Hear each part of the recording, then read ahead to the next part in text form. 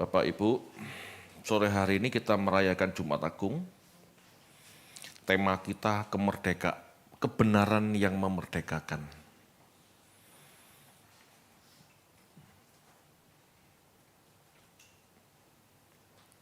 Kalau kita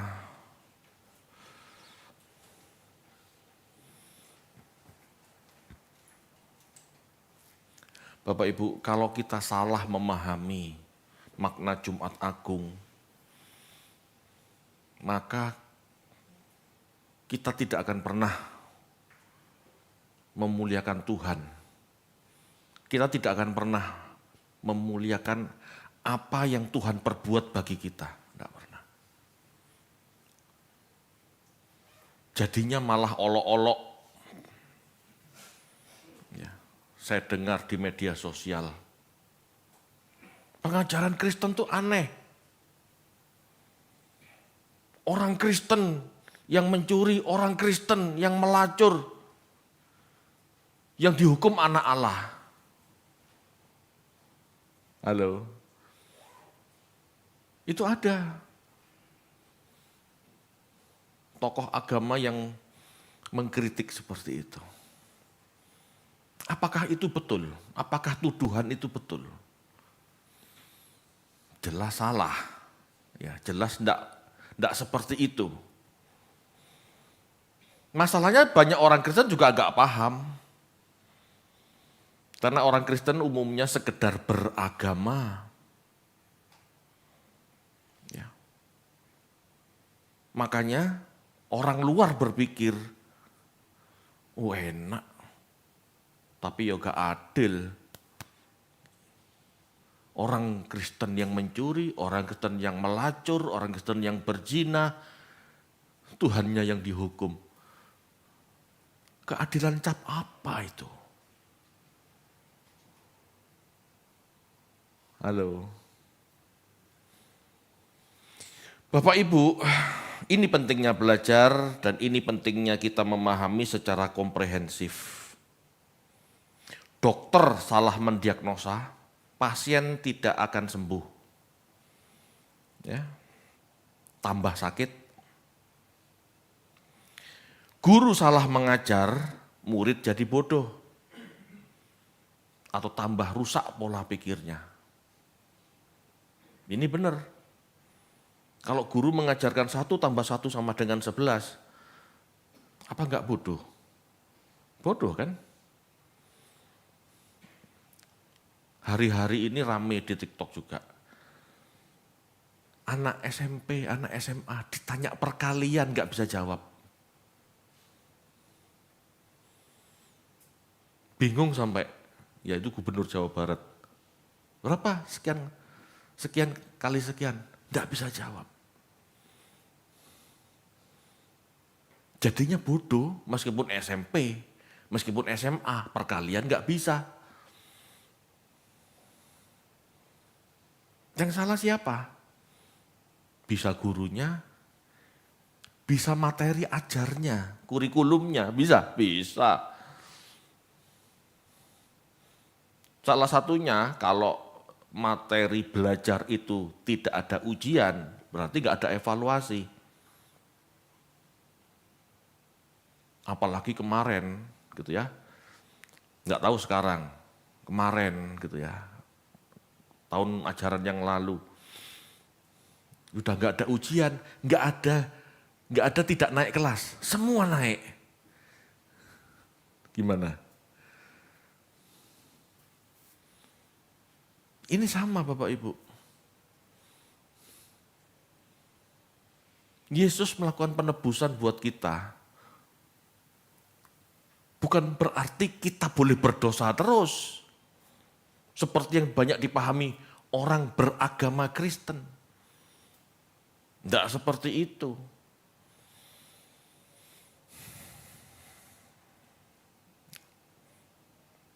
Bapak Ibu, guru salah mengajar, murid jadi bodoh atau tambah rusak pola pikirnya. Hanya kebenaran Bapak Ibu yang menyembuhkan, bukan agama. Karena agama belum tentu benar. Di dalam agama ada kebenaran. Kita harus temukan kebenaran itu. Tapi bukan agamanya yang menyelamatkan. Kebenarannya yang menyelamatkan. Di dalam agama ada kebenaran. Kita harus temukan kebenarannya. Karena kebenarannya yang menyelamatkan. Agamanya tidak. Kenapa? Karena agama itu dari mulanya itu pola pikir kuno, cara berpikir kuno. Gitu ya. Kalau mau jujur Bapak Ibu, apa yang dipahami manusia, khususnya orang beragama, termasuk Kristen, itu hanya tradisi turun-temurun. Ke gereja, berliturgi, Paskah, Natal. Gitu ya. Bapak Ibu, mereka tidak mengerti kebenaran masih. Kalau nggak kita dalami, kalau nggak kita gali, kita tidak menemukan.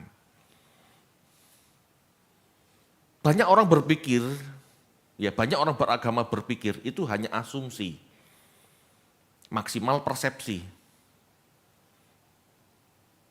Makanya mereka tidak menemukan kebenaran dan kebenaran tidak pernah memerdekakan mereka. Karena asumsi dan persepsi ini membuat orang salah berharap, salah bertindak, salah memutuskan hidupnya. Contoh, asumsi ya. Asumsi kita pernah pelajari, itu dugaan awal. Dugaan awal beragama. Dugaan awal beragama. Agama ini kan muncul dari masyarakat kuno. Dugaan awal orang beragama itu kenapa? Belum ada kitab suci kan? Seandainya pun ada, kitab suci masih sederhana. Belum ada ide surga neraka. Kalau Anda belajar tentang agama-agama, antropologi budaya, bagaimana agama itu muncul,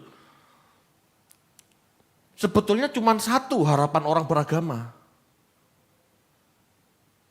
Supaya diberkati dan lepas dari bahaya.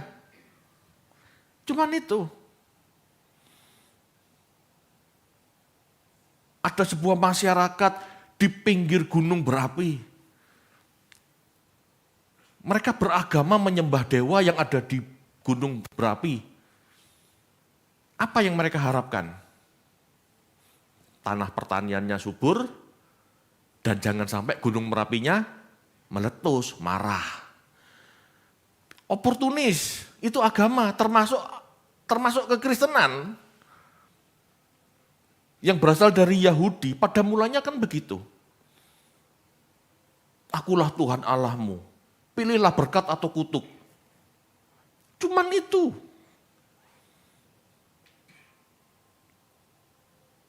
Kalau kamu taat, tak berkati. Kalau kamu tidak taat, tak kutuk.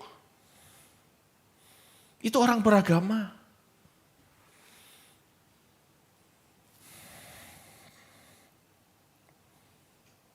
Ini pola pikir mistis agamawi pada umumnya. Pola pikir zaman dulu, pola pikir purba. Bertuhan hanya untuk cari pertolongan dari bahaya. Bertuhan hanya untuk mencari berkat jasmani. Naluri bertahan hidup. Oportunis. Kita sudah belajar ya, bagaimana masyarakat kuno tuh berpikir cuma apa? Bagaimana aku makan dan bagaimana aku terhindar dari bahaya. Udah.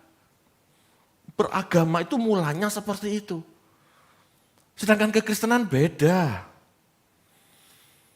Yang kedua, setelah Alkitab semakin komplit, orang bisa membaca Alkitab Perjanjian Lama, gitu ya. Mereka sudah mengenal ada surga dan neraka. Jadi kebutuhan mereka sudah berubah. Bukan cuma cari berkat jasmani, bukan cuma cari selamat di dunia, tapi juga berusaha cari selamat di akhirat istilahnya.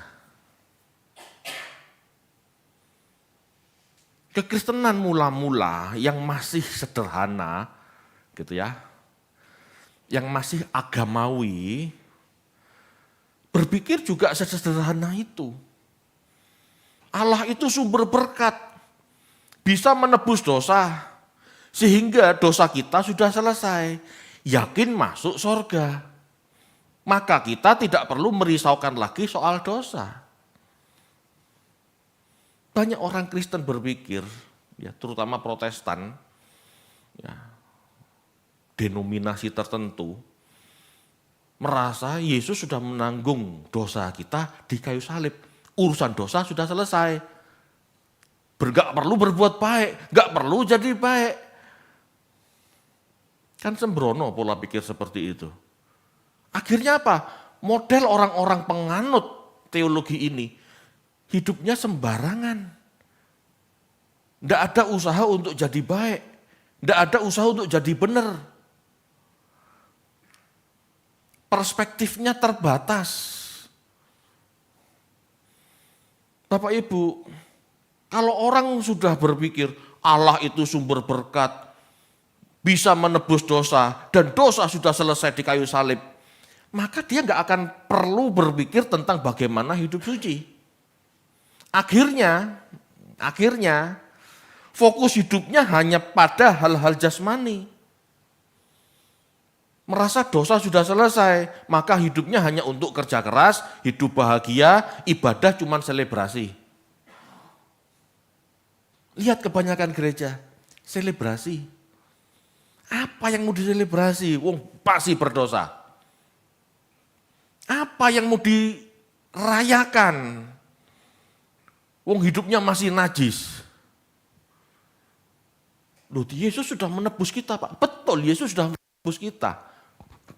Sekali untuk selamanya, selesai. Tanggung jawabnya Tuhan Yesus selesai. Tanggung jawabnya kita, setelah ditebus. Selesai apa belum? Belum. Halo? Yesus menebus kita, Bapak Ibu, dengan menanggung dosa-dosa kita. Bukan berarti kita boleh berbuat dosa dan terus berbuat dosa. Amin. Apa yang Tuhan lakukan, ya, apa yang Tuhan lakukan itu demi kita yang mau bertobat, punya kesempatan berubah tanpa harus menanggung hukuman. Halo, tanpa harus menanggung hukuman yang mau berubah. Kalau yang nggak mau berubah, bukan berarti tidak dihukum. Kamu menyanyiakan kasih karunia. Hukumannya lebih berat. Kitab Ibrani mengatakan seperti itu. Bapak Ibu, kalau pola pikirnya salah, ya, seperti kekristenan yang sukanya selebrasi ini, akhirnya terjebak hal-hal jasmani. Nah, sudah ditanggung kok. Yakin masuk surga, pasti masuk surga. Mereka enggak risau sama perubahan moral. Mereka enggak risau dengan perubahan karakter. Enggak bingung. Tapi bingungnya apa? Bagaimana aku kerja keras? Bagaimana hidupku sukses? Kan gitu pikirannya. Karena sudah merasa masuk surga. Tapi kalau Anda merasa belum masuk surga, merasa masih berhutang nyawa sama Tuhan karena penebusan, Anda tidak akan sembrono hidup. Anda akan berpikir, aku sudah ditebus, aku harus berubah. Kan begitu seharusnya. Dia sudah menyerahkan nyawanya bagiku, sekarang waktunya aku menyerahkan nyawaku bagi dia. Kan begitu cara berpikirnya.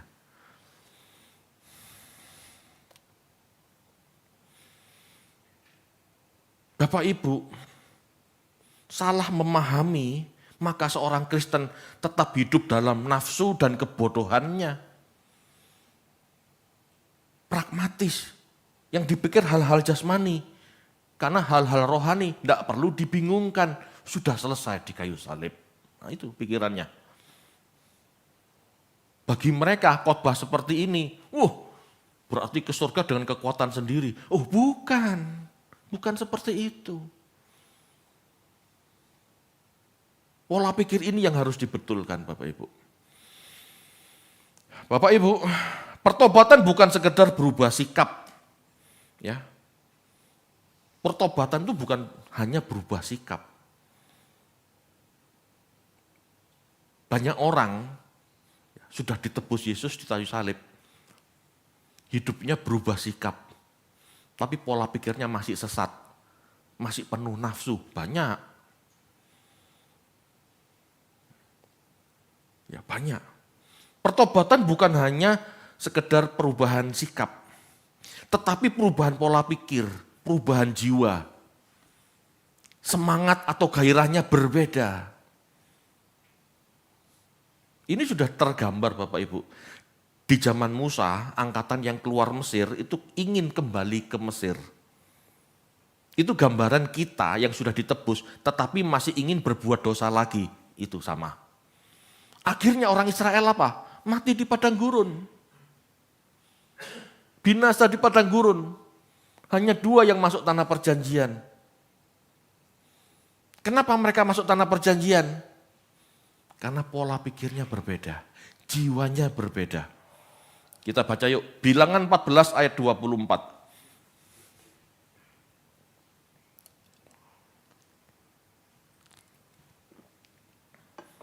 Bilangan 14 ayat 24. Ya.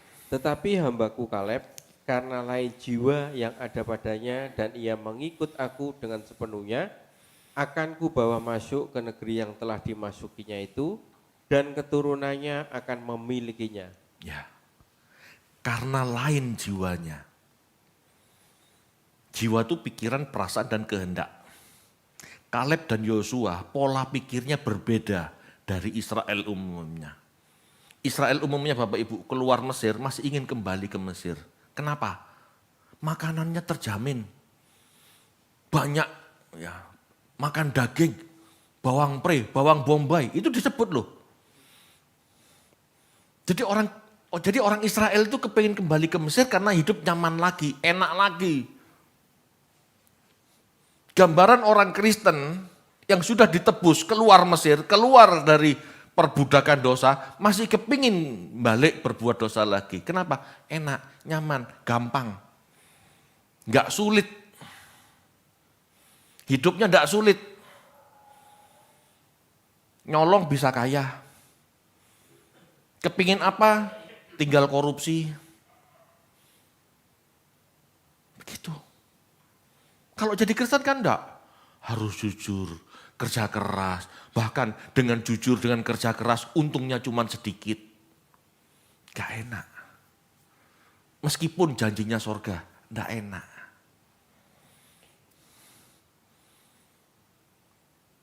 Bapak Ibu, ini bukti berubah mindset itu gak mudah. Kenapa? Karena nafsu itu menggeret. Ya, nafsu ini menggeret ke arah yang nyaman-nyaman, yang enak-enak. Seperti Hawa melihat buah itu enak, sedap rasanya. Begitulah hidup dalam dosa.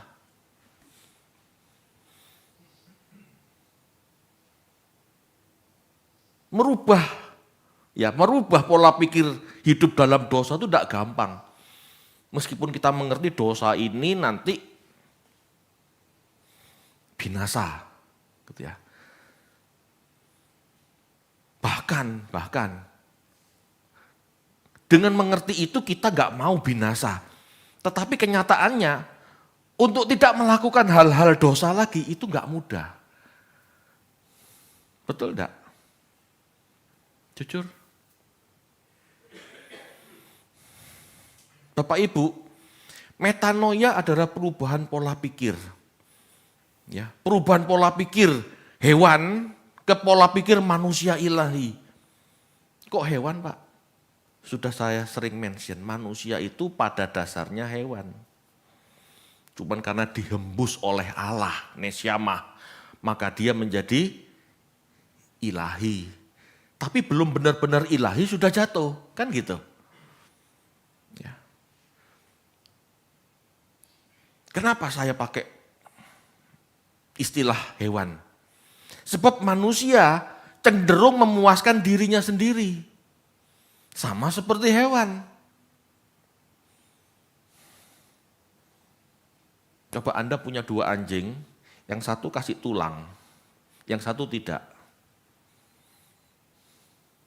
Rebutan enggak? Begitu anjing yang tidak punya tulang mendekat, ini gereng. Mendekat lagi, menggonggong. Manusia begitu enggak? Kalau ada tender, ada satu proyek, 1 miliar ditenderkan. Rebutan enggak? Sikut-sikutan enggak? Jegal-jegalan enggak?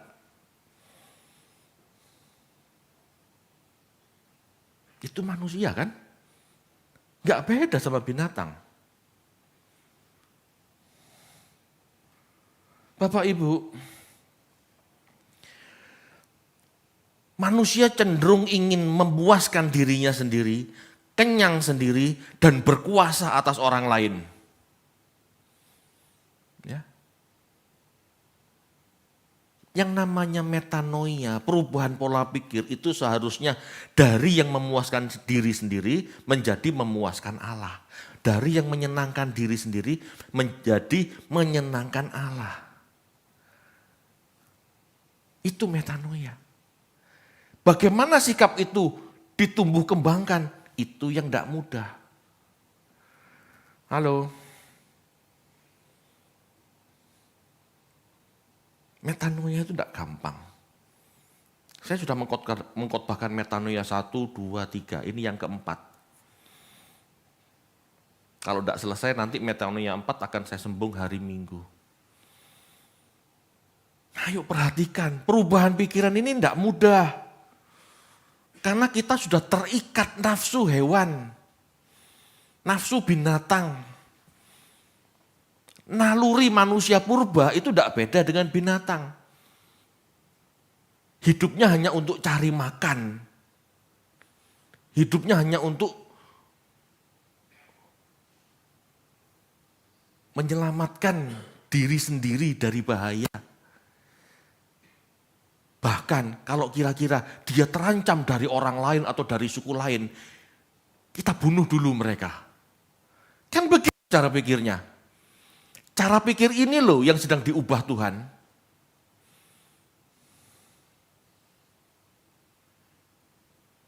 Cara pikir seperti ini yang diubah Tuhan.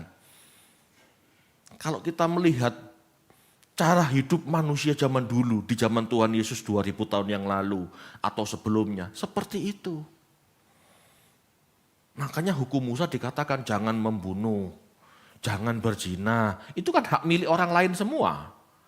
Jangan berzina itu berarti istri orang lain. Jangan mengingini harta milik orang lain. Kenapa? Karena mereka selalu kepingin. Ingin merebut, ingin memiliki, ingin memuaskan nafsunya. Itu kan dulu Pak, sekarang sama saja, cuman caranya berbeda. Benar enggak? Yesus mengajar kita cara berpikir benar Bapak Ibu. Ya, Yesus mengajar kita cara berpikir benar untuk menemukan keselamatan. Ya. Yesus mengajar kita bukan sekedar berdasar tradisi hukum seperti Yahudi. Yahudi mengajarkan deontologis, halal, haram, benar, salah, hukumnya apa. Tidak sekedar itu. Taat hukum bukan berarti dia berubah.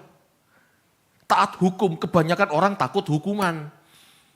Pola pikirnya belum berubah. Kalau Tuhan ngajar kita berpikir yang baik, berpikir kritis. Tujuannya apa? Teleologis. Konteksnya apa? Itu diperhatikan. Bapak Ibu, pengetahuan yang benar itu diperlukan untuk memperoleh keselamatan jiwa. Ajaran Tuhan menjawab hal ini. Ajaran Tuhan Yesus menjawab hal ini. Yesus hidup gini. Yesus hidup di dalam dunia agama. Betul ya? Kan Yesus lahir, tumbuh besar dalam konteks agama Yahudi. Tetapi masih banyak kritik-kritik yang Tuhan lemparkan kepada agama itu. Betul enggak? Berarti agama Yahudi enggak kebenaran. Agama Yahudi bukan kebenaran sebetulnya. Kenapa? Masih banyak kritik-kritik yang dilakukan Tuhan. Kan cara berpikirnya begitu. Kalau agama perjanjian lama ini sudah benar, Tuhan enggak akan mengkritik. Betul enggak? Hidup berdasarkan hukum itu enggak kebenaran. Enggak menyentuh perubahan batin, hanya takut. Mencuri takut potong tangan, berzina takut dirajam. Bukan perubahan pikiran. Nafsunya masih ada, bodohnya jalan terus. Namanya perubahan pikiran, dasarnya bukan itu, bukan halal haram. Dasarnya perubahan pikiran, apa yang berguna dan apa yang tidak berguna. Apa yang berdampak kekal, apa yang tidak. Halo? Kalau kita ditebus Tuhan di kayu salib, tapi tidak mau berpikir kritis, lah buat apa kita ditebus? Ujung-ujungnya binasa.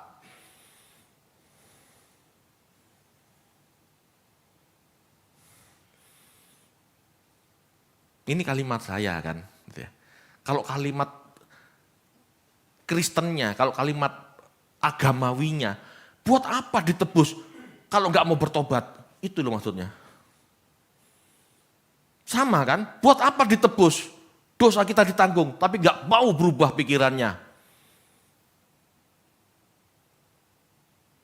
Hidup hanya berdasarkan halal, haram. Boleh, nggak boleh. Apa gunanya? Itu nafsu dan bodoh jalan terus loh.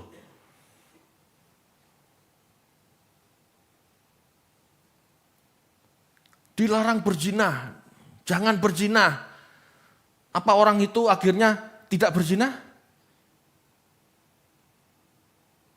Tidak berzina kalau tidak ketemu. Betul enggak? Tapi dalam dirinya masih aja kepingin zina. Berbeda sama perubahan pola pikir. Kalau perubahan pola pikir itu sampai pada titik, aku tidak berbuat zina, aku tidak ingin berzina. Beda. Kalau perubahan pola pikir, ya, aku tidak akan mengingini barang orang lain. Itu bukan hakku.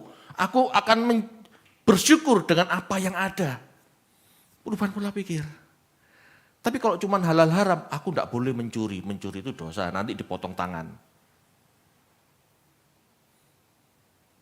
Dan dalam dirinya masih mengingini barang orang lain. Beda. Bapak Ibu, Yesus menyerahkan nyawa buat kita. Dia masuk Yerusalem dengan kesadaran akan dibunuh. Betul ya? Sekarang tiba saatnya anak manusia untuk ditinggikan. Itu kan, kalimat itu menyatakan bahwa dia dengan sadar akan masuk Yerusalem untuk disalib. Dia udah tahu panggilan hidupnya.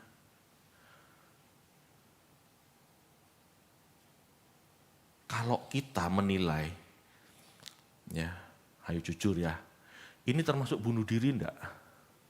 Iya. Dan bagi agama bunuh diri itu dosa, masuk neraka. Kebenaran enggak seperti itu. Ya. Dia masuk Yerusalem dengan kesadaran akan dibunuh. Secara agama ini bisa dianggap salah karena dianggap bunuh diri. Namun tujuannya jelas, dia mau berkorban. Yesus mau mati menggantikan kita. Konteksnya jelas, yaitu memuaskan rasa keadilan Bapa. Manusia berdosa, manusia harus mati. Tetapi di satu sisi Bapak mengasihi manusia. Gimana caranya? ya harus ada yang berkorban menggantikan manusia mati. Kalau nggak ada yang mau berkorban menggantikan manusia untuk mati, nggak ada jalan keluar loh. Betul nggak? Pasti mati manusia masalahnya. Pasti terhukum karena Allah itu adil.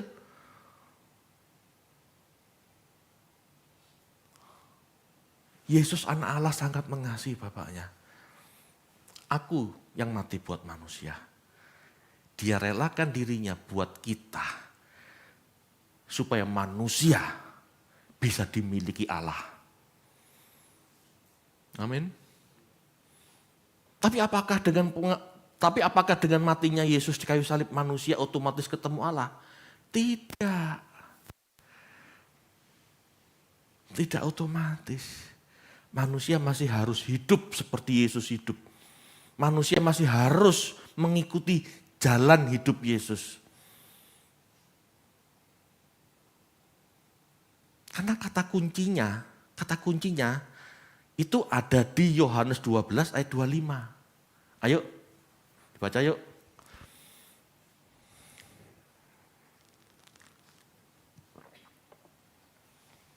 Yohanes 12 ayat 25, barang siapa menyintai nyawanya, ia akan kehilangan nyawanya. Tetapi barang siapa tidak mencintai nyawanya di dunia ini, ia akan memeliharanya untuk hidup yang kekal. Ya, nyawa ganti nyawa. Betul? Yesus mati buat kita. Itu membuka kemungkinan manusia berdamai dengan Allah. Tapi apakah benar-benar manusia bisa berdamai dengan Allah? Otomatis tidak bisa. Kecuali manusia itu mau hidup seperti Yesus. Menyerahkan nyawanya juga. Yesus menyerahkan nyawanya buat kita. Itu sebabnya dia memperoleh nyawanya kembali. Dia memperoleh hidupnya kembali. Hari ketiga dia dibangkitkan. Demikian juga manusia. Kalau tidak bisa mengikuti jejaknya, ya nggak akan dibangkitkan. Bagi manusia yang ditebus, mereka harus hidup seperti Yesus hidup. Yesus hidup seperti Yesus itu bagaimana? Menjadi korban bagi manusia lainnya.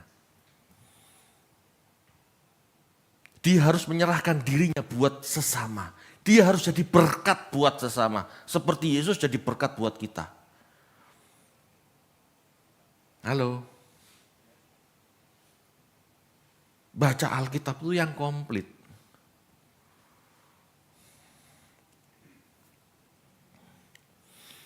Pola pikir berkorban demi sesama manusia, inilah kebenaran. Inilah yang membuat manusia mendapatkan nyawanya kembali. Ayatnya jelas. Jadi bukan cuma sekedar Yesus mati buat kita, titik. Koma itu sebetulnya. Yesus mati buat kita, supaya kita juga mati buat sesama kita. Dengan cara itulah kita memperoleh kehidupan, kita memperoleh nyawa kita kembali. Jadi hidup seperti Yesus hidup itu bukan apa ya? Bukan sekedar jargon. Tetapi kita harus tahu hidup seperti Yesus itu berarti menyerahkan nyawa bagi keselamatan orang lain. Menopang karya keselamatan Allah bagi orang lain. Yesus mati buat kita, berarti kita berhutang nyawa. Gimana caranya bayar? Berikan nyawa kita buat orang lain. Begitu. Ini pola pikir yang benar. Mata ganti mata, nyawa ganti nyawa. Tidak ada yang gratis. Amin Bapak Ibu. Nah bagaimana kita? Kalau tadi kita sudah belajar asumsi, ya. Asumsi beragama, perspektif beragama, semua pragmatis, semua oportunis. Apakah kekristenan mengajarkan pragmatis dan oportunis? Tidak. Kebenaran Kristen tidak seperti itu. Ya. Jika kita yakin Yesus adalah kebenaran, maka seharusnya kita hidup seperti kebenaran itu. Jika kita tahu Yesus itu sang kebenaran, ya seharusnya kita hidup benar seperti dia benar. Gitu kan? Jadi kebenaran itu bukan cuma di pikiran, tapi harus dilakukan. Yang disebut kebenaran Bapak Ibu itu adalah kesesuaian antara pengetahuan firman, penalaran, dan objek. Dan ada pengalaman. Kamu mengerti hidup untuk Yesus berarti hidup mati bagi sesama. Hidup seperti Yesus berarti hidup menjadi berkat bagi sesama. Itu kebenaran. Dilakukan enggak? Kalau belum dilakukan itu belum kebenaran loh. Kalau kita mengerti Yesus mati buat kita sehingga dia mendapatkan hidupnya kembali. Demikianlah kita harusnya berani mati buat sesama. Berani mati jadi berkat buat sesama. Itu kebenaran kalau kita lakukan. Kalau tidak, itu belum kebenaran. Amin. Jika kita yakin Yesus adalah kebenaran, maka seharusnya kita hidup seperti kebenaran itu. Kekristenan bukan agama. Kekristenan adalah kebenaran. Apa maksudnya kekristenan adalah kebenaran? Kekristenan adalah pendidikan atau pemuritan yang membuat seseorang mampu berpikir benar. Mampu berpikir sesuai kehendak Allah. Mampu berpikir tidak self-center. Tahu ya self-center ya? Self-center itu hidup berpusat pada diri sendiri. Ini lawan katanya hidup manusia purba. Ya. Hidup manusia purba itu hidup self-center. Bagaimana aku kenyang sendiri, bagaimana aku menyelamatkan diriku sendiri, bagaimana aku berkuasa sendiri. Itu pola pikir manusia purba, self-center. Ajaran Yesus membuat seseorang mampu berpikir benar, yaitu tidak self-center. Ajaran Yesus Bapak Ibu membuat kita mampu berpikir hidup buat sesama. Ajaran Yesus Bapak Ibu membuat kita mampu berpikir menjadi berkat bagi sesama. Ajaran Yesus Bapak Ibu membuat kita mampu berpikir berkorban bagi sesama. Ajaran Yesus Bapak Ibu itu melawan gitu ya. Ajaran Yesus itu melawan pola pikir lama. Dulu saya bingung, bertobat. Bertobat itu apa? Metanoia. Metanoia itu apa? Perubahan pola pikir. Berubah pola pikir dari apa ke apa. Betul enggak? Orang Yahudi juga diajari baik. Orang Yahudi itu bukan jahat-jahat banget. Lalu Yesus ngomong berubahlah pola pikirmu kepada orang Yahudi. Mau baik seperti apa lagi? Halo, perubahan pola pikir Bapak Ibu adalah perubahan pola pikir dari yang dulu self-center. Agama itu meskipun baik masih self-center. Betul enggak? Meskipun baik, dalam agama diajarkan bersedekah, memberi perpuluhan, menabur. Lihat ajarannya apa? Supaya dilipat kali gandakan. Mereka berbuat baik demi dirinya, bukan demi orang lain. Halo? Ini loh yang ditentang Tuhan. Ajaran Tuhan Yesus membuat kita tidak self-center. Seperti orang beragama pada umumnya. Nyembah Tuhan supaya diberkati. Nyembah Tuhan supaya dilindungi.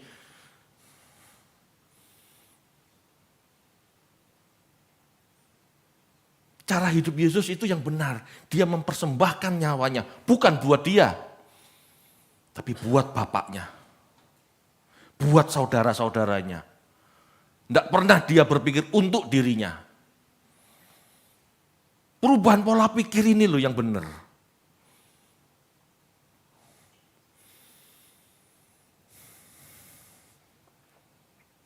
Kekristenan bukan agama, tapi kebenaran. Yaitu pendidikan atau pemuritan yang membuat seseorang mampu berpikir benar. Mampu hidup sesuai kehendak Allah. Tidak self-center. Sehingga manusia yang dimuridkan terbebas dari kemeresetan hawa nafsu dan kebodohan. Jangan dipikir self-center itu mudah dikenali, enggak mudah. Orang sering berpikir, kalau aku melakukan ini, kalau aku melakukan itu, bahkan kalau aku melayani, aku dapatnya apa? Betul enggak? Itu self-center.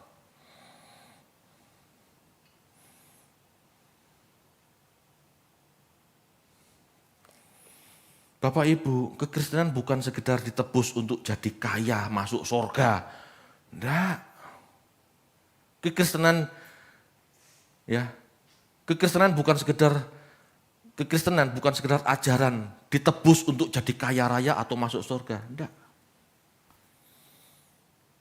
Tapi kekristenan mengajarkan kita kebenaran supaya kita merdeka. Merdeka dari apa? Self-center. Merdeka dari apa? Hawa nafsu, ingin makan sendiri. Hawa nafsu, ingin selamat sendiri. Halo. Kita baca yuk.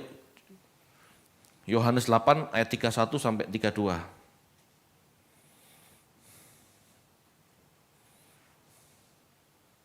Yohanes 8 ayat 31 dan 32. Maka katanya kepada orang-orang Yahudi yang percaya kepadanya, jikalau kamu tetap dalam firman-Ku, kamu benar-benar adalah murid-Ku. Dan kamu akan mengetahui kebenaran, dan kebenaran itu akan memperdekakan kamu. Ya, memerdekakan dari apa? Bapak Ibu, kebenaran atau aletheia, itu artinya pengetahuan yang benar. Pengetahuan yang benar, dari cara berpikir yang benar, dari firman Tuhan, dari logos, akan membebaskan kita dari belenggu pola pikir dunia, yaitu yang berpusat pada diri sendiri. Ini membinasakan. Ajaran yang berpusat pada diri sendiri, itu membinasakan. Ajaran yang berpusat pada Allah, atau menjadi berkat bagi sesama, itu yang menyelamatkan.